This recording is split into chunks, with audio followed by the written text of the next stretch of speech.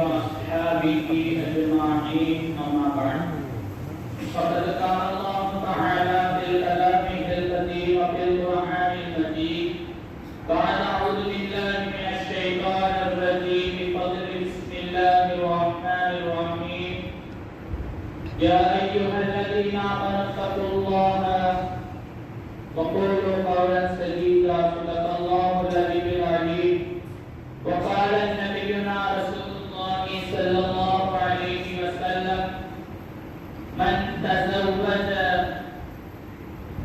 فقد بلغ نصف الدين فليتق الله نصف الآخر أو قال عليه الصلاة والسلام எல்லா புகழும் அல்லாஹ் ஒருவனுக்கே உரித்தாகட்டுமாக. அவனால் அனுப்பப்பட்ட ஈருலக தலைவர் அண்ணல் பெருமானார் ரசூலுல்லாஹி ஸல்லல்லாஹு அலைஹி வஸல்லம் அவர்கள் மீதும் அவர்களினுடைய வாழ்க்கையை பின்பற்றி வாழ்ந்த உத்தம சத்திய சஹாபாக்கள் நல்லோர்கள் வலிமார்கள் குறிப்பாக இத்தருணத்தில் அமைந்திருக்கும் வர இருக்கும் நம் அனைவர்கள் மீதும் அல்லாஹ்வினுடைய சாந்தியும் சமாதானமும் என்றென்றும் என்றும் நிலவட்டுமாக. ஆமீன். கண்ணியத்திற்கும் மரியாதைக்குரிய அல்லாஹ்வின் நல்லடியார்களே, நாமெல்லாம் இப்பொழுது புனிதமான ஒரு மஜ்லிஸில் அமைந்திருக்கிறோம். அல்லாஹ் தஆலா இம்மஜ்லிஸை கபூல் செய்வானாக. இன்றிலிருந்து வாழ்க்கையை துவங்க இருக்கும் மணமகனுக்கும் மகளுக்கும் அல்லாஹ் தஆலா இன்றுலகிலும் மறு உலகிலும் அனைத்திலும் அல்லாஹ் தஆலா வெற்றியை வழங்குவானாக. ரசூலுல்லாஹி ஸல்லல்லாஹு அலைஹி வஸல்லம் அவர்கள் நிக்காஹை குறித்தும் பல சிறப்புகளை சொல்லியிருந்தாலும் கூட ஒரே ஒரு விஷயத்தை மட்டும் சொல்லி என் உரையை நான் முடித்துக் கொள்கிறேன்.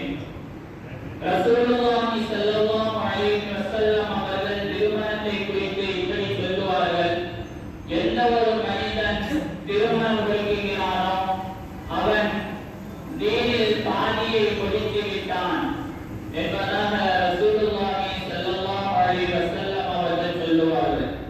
அப்படி என்றால் இந்த மார்க்கத்தினுடைய பாதி என்பது திருமணமாக இருக்கிறது என்று சொன்னால் அதனுடைய மகத்துவத்தை நாம் புரிந்து கொள்ள வேண்டும். இன்னொரு பாதி ரசூலுல்லாஹி ஸல்லல்லாஹு அலைஹி வஸல்லம் சொல்வார்கள்: பல்யத்தகில்லாஹு வலா.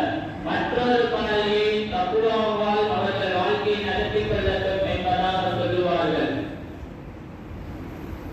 திருமணத்திற்கு முடித்தவர்கள், திருமணம் முடிக்கக்கூடியவர்களுக்கு ரசூலுல்லாஹி ஸல்லல்லாஹு அலைஹி வஸல்லம் அவர்கள் சொல்லுவார்கள்: இரண்டு விஷயங்கள் மிகவும் முக்கியம். முதலாவது பொறுமை. கணவன் என்ன சொன்னாலும் மனைவிக்கும், மனைவி என்ன சொன்னாலும் கணவனுக்கும் இருக்க வேண்டிய ஒரு விஷயம் பொறுமை. என்னதான் சொன்னாலும் சரி ஆமா அப்படின்னு சொல்லிட்டு போயிட்டோம் அப்படின்னா அங்க எந்த ஒரு பிரச்சனையும் வராது. இன்னொரு விஷயம் சகிப்புத்தன்மை. ரசூலுல்லாஹி ஸல்லல்லாஹு அலைஹி வஸல்லம் அவர்கள் சொல்லுவார்களே, பெண்களை குறித்து சொல்கிற பொழுது சொல்லுவார்கள்: ஆதம் அலைஹிஸ்ஸலாமினுடைய விலா எலும்பிலிருந்து படைக்கப்பட்டதான் பெண்.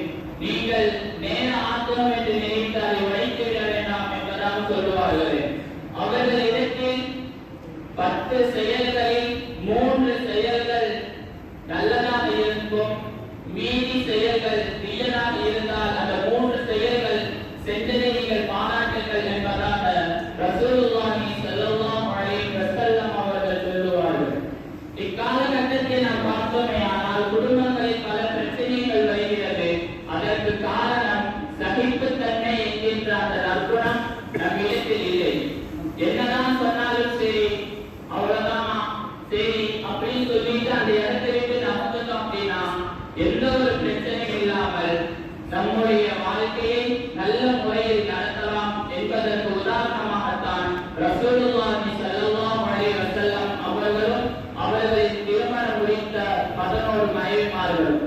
நாமெல்லாம் ஒரு மனம் முடித்து மிகவும் கஷ்டப்பட்டு கொண்டுதான் இருக்கின்றோம். ஆனால் ரசூலுல்லாஹி ஸல்லல்லாஹு அலைஹி வஸல்லம் அவர்கள் கடைசி காலகட்டத்தில் 9 மனைவிமார்களை வைத்து வாழ்ந்தார்கள் என்று சொன்னால் அவர்களிடத்தில் இருந்தது என்னிடத்தில் அது இல்லை. அதனால் தான் நாமும் இதுவரைக்கும் குடும்பங்களில் பல பிரச்சனைகளை நாம் சந்தித்துக் கொண்டிருக்கிறோம். அல்லாஹ் தஆலா இன்று சேர இருக்கும் இந்த மணமகனுக்கும் மணமகளுக்கும் அல்லாஹ் தஆலா எல்லா விதமான பரக்கத்தையும் நன்மையையும் இவ்வுலகில்